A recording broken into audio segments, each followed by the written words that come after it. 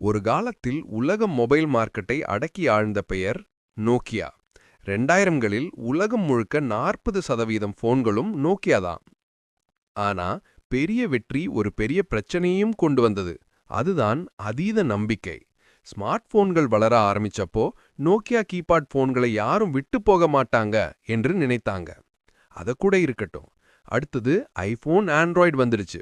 Touch screen, apps, internet உலகமே மாறிட்டது. ஆனா Nokia மட்டும் மாறல. நோக்கியா எதையும் செய்யாமல் இருந்ததல்ல. அவர்களது என்ஜினியர்ஸ் ஆண்ட்ராய்டுக்கு மாறணும் என்று பலமுறை சொன்னாங்க. ஆனா மேலதிகாரிகள் ஒரே ஒரு பதில் தான் சொன்னாங்க: சிம்பியன் ஓஎஸ் போதும், மக்கள் எங்களை விட்டு மாற மாட்டாங்க என்று.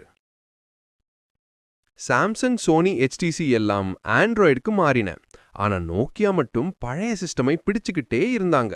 ஸ்லோ, அவுட்டேட்டட், ஆப்ஸ் கிடையாத போன்கள். பின்னாடி தான் விண்டோஸ் போனுக்கு மாறின. ஆனா அந்த நேரத்துக்கு மார்க்கெட் முடிந்தது.